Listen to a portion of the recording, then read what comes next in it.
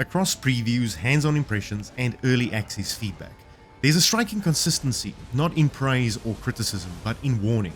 Nioh 3 doesn't soften itself, it doesn't broaden its appeal, and it doesn't pretend to be anything other than what it is.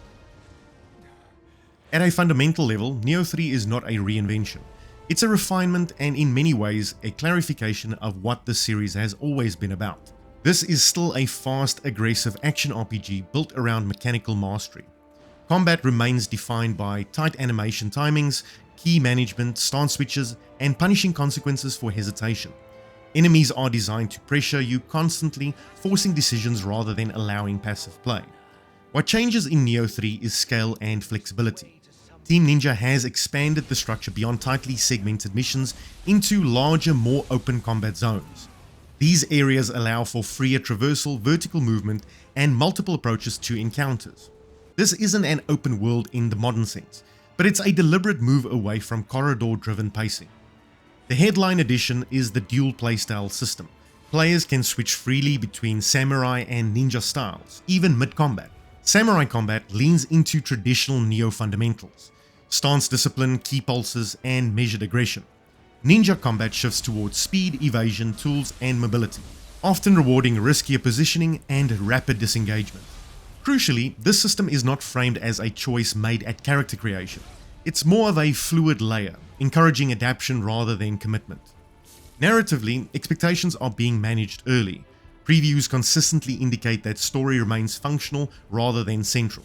Characters, cutscenes, and lore exist to contextualize combat, not replace it. In short, Nioh 3 is not trying to broaden its identity. It's reinforcing it, while giving players more ways to engage with its core systems. From what we've seen, it's already apparent that Nioh 3's combat is exceptional and unapologetically demanding. Nearly every source highlights how immediately tactile and responsive the game feels. Inputs register cleanly, enemy attacks are readable, and deaths are framed as instructional rather than arbitrary. When you fail, you generally understand why, and what you could have done differently. The dual samurai and ninja systems receive particular praise. Previews consistently describe them as meaningful distinctions, not merely cosmetic variations. Samurai play rewards discipline, timing, and stamina control. Ninja play encourages speed, positioning, and opportunistic aggression, whereas switching between these two is not only viable but often optimal, especially in longer encounters. There's also agreement that enemy design continues to be its strength.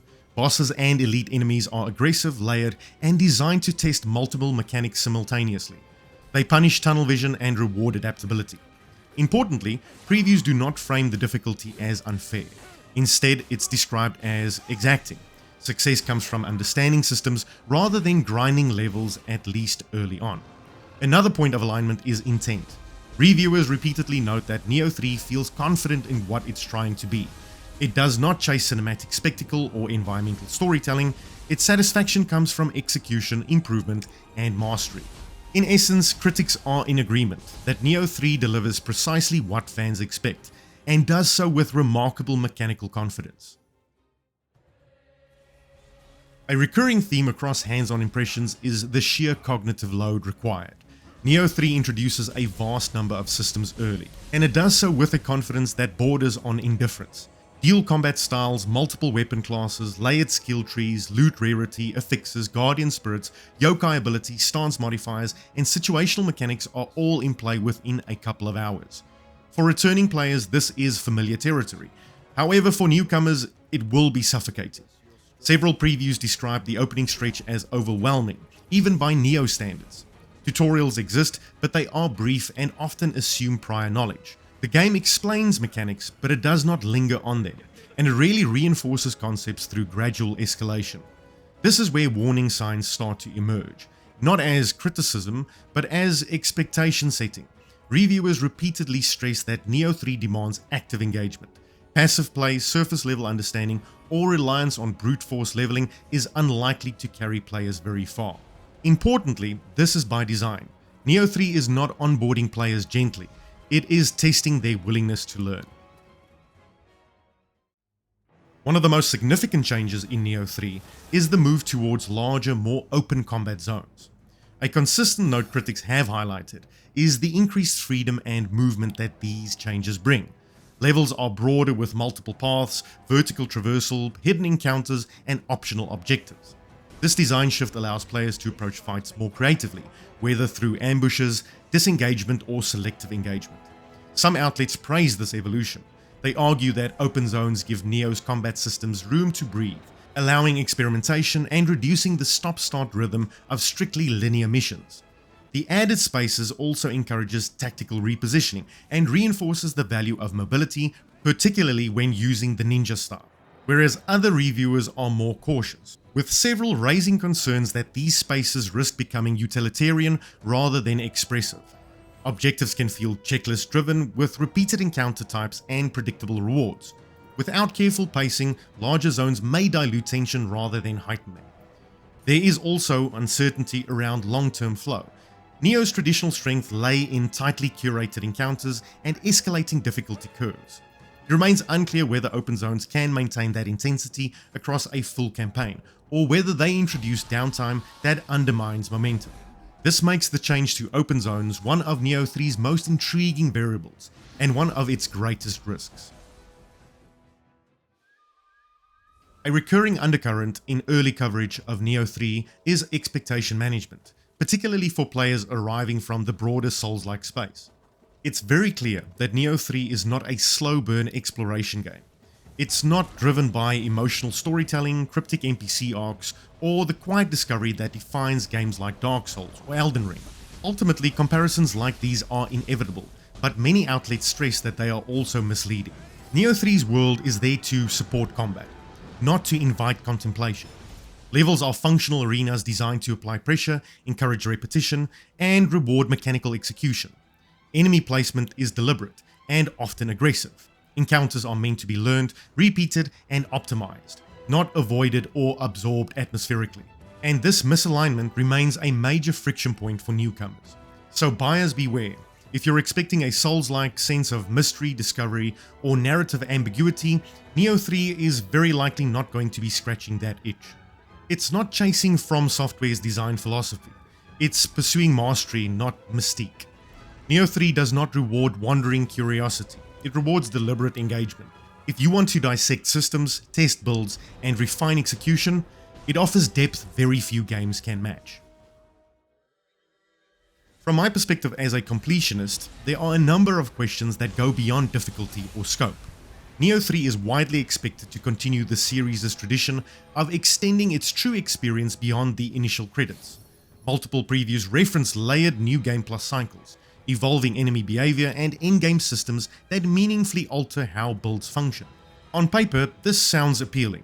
Nioh has always rewarded long-term commitment, and early impressions suggest that Nioh 3 maintains that or even expands that philosophy. However, there is also cautious concerns around fatigue. Loot density remains high, gear optimization is complex, and inventory management is frequently cited as cumbersome. For players pursuing full completion, like me, mastery may involve as much time sorting through menus and evaluating affixes as fighting enemies. Unfortunately, if true, this may result in the satisfaction curve flattening for players who are less interested in constant micro-optimization. The question becomes whether completion feels like a natural extension of mastery or an endurance test built on repetition. What remains clear is intent. Nioh 3 is not trimming its endgame to be more approachable. It is doubling down on depth, complexity, and long-tail engagement. For me as a completionist, chasing 100% will make Nioh 3 either deeply compelling or absolutely exhausting. There are also a number of critical questions that Nioh 3's early reviews simply cannot answer yet. The most obvious is difficulty scaling. Demo builds are preview sessions often presented by curated slices of content, sometimes with pre-leveled characters or constrained progression. While previews consistently describe combat as demanding, it remains unclear how challenge evolves across a full campaign, particularly for players who fully engage with build optimization versus those who don't. Balance is another open question. The samurai and ninja styles are widely praised for their distinct identities, but long-term parity is untested. Some early impressions suggest that ninja mobility and tool access may trivialize certain encounters, while others note that samurai discipline scales more reliably into harder content. Whether one path emerges as dominant or whether the game meaningfully supports hybrid mastery is still unknown. There are also unanswered questions around pacing. Larger combat zones introduce freedom, but previews cannot yet confirm whether this structure sustains tension over dozens of hours. The risk is not that zones are bad, but they may dilute the tight encounter sequencing that defined the earlier games in the series. Performance and technical stability are similarly unresolved. Isolated reports mentioning frame pacing issues and visual inconsistencies. However, these are based on pre-release builds and limited exposure. In closing, Nioh 3 knows exactly what it wants to be, and it makes no attempt to negotiate. It demands attention, patience, and a willingness to engage deeply with its systems. Whether that sounds thrilling or exhausting will say more about you than the game. Thank you so much for watching. Please like, share, subscribe, and comment down below. Until the next time, stay nerdy.